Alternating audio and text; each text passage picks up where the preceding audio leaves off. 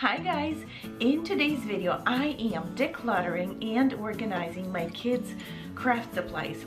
The storage behind me there is where their crafts normally are stored, but as you can imagine, my boys they just turned 6 and 3, so basically when they were using their crafts they were 5 and 2, so they're still pretty small. They need a lot of control and they need a lot of help with cleaning up and organizing and categorizing. I am a work-at-home mom and currently pregnant too, so that adds a little bit more layer of complexity to things. So things, as you know, get out of hand sometimes, and sometimes you don't finish things you would like to finish. So things got out of control. They were disorganized. All of the crafts and all of the things were mixed up.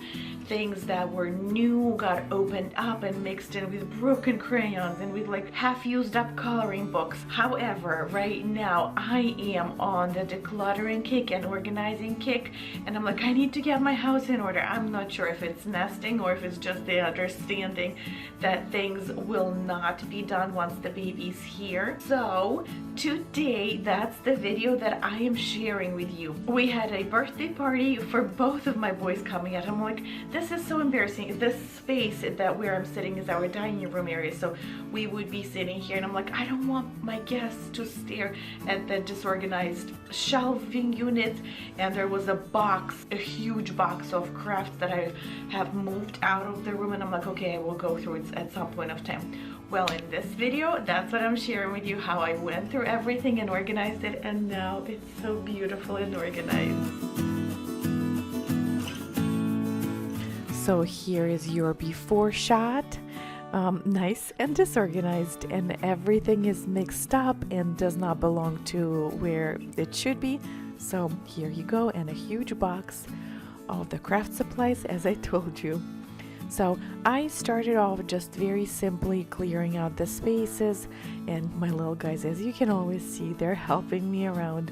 But yes, just clear out my space where I will be working on our dining room table. And I'm so sorry for my look. My shirt, it's kind of cute, but it folded up so funnily in the back, and obviously I don't see it up until, well, I'm looking at the footage. So the moment I cleared out the table enough, I started taking everything down from that area, and I took down all the baskets, all of the supplies, everything that was there, and in a moment I will start going through it. And that's right, I did wipe down the shelves because they were not wiped for a little bit, so it's always a good idea to wipe off any crayon dust or like real dust or anything like this. So that was my beginning of the project. And then I started going through all of the supplies.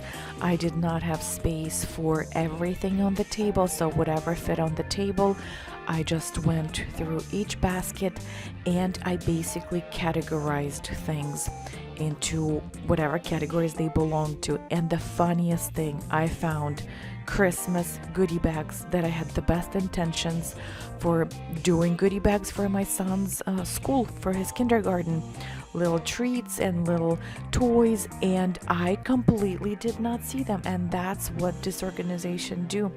You don't get things done what you want to do. So yes, decluttering is useful, and it shows you how many things you have and shows you what you actually can handle and what you cannot handle.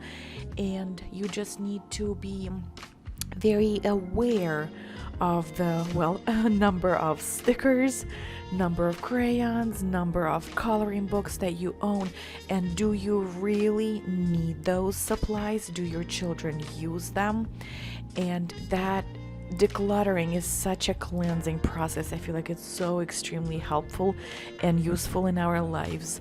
So I always recommend people that if you're feeling overwhelmed, if you're feeling disorganized, if you don't know where your money is going, or like, why do you keep buying so many things, declutter and go through every item that you already own and organize it and see what you actually have, and do you really need to buy more things. So going through this box with crafts and toys, again, so many different table games and so many activities for the kids that sometimes we are puzzled at what do we do with the kids? Do we have enough interesting things for them to do? And when you have clear categories of toys, coloring, painting, like messy things like finger paints or Play-Doh, or what is that called, Jello, this that sticks everywhere, slime, that's what it is, or like anything that could belong together. If you feel like you have enough energy to clean up after the kids, then pull out the messy basket and let them play, or maybe play with them. Or if you don't have the time to clean up after them, have a basket with a little bit cleaner activities like paints and crayons and coloring books, or just plain clean paper, or puzzles or mazes for the kids, depending on what your kids like.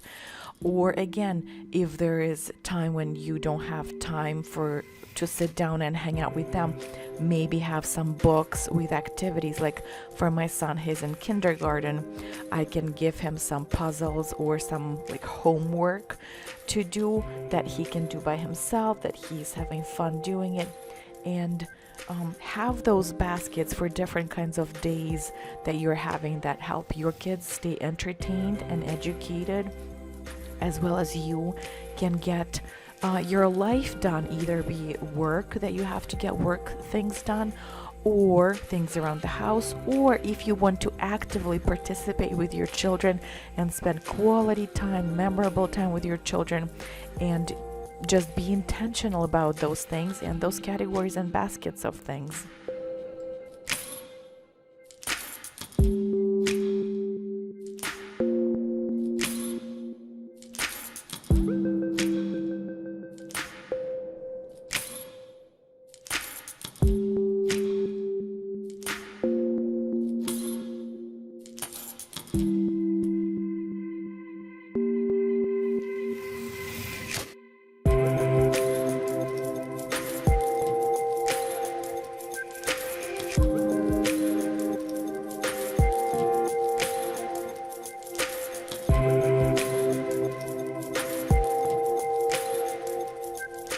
And the moment I had one category done, I would just put it away. And that's right, the dirty stuff goes all the way at the top where kids cannot reach it unless I give it to them.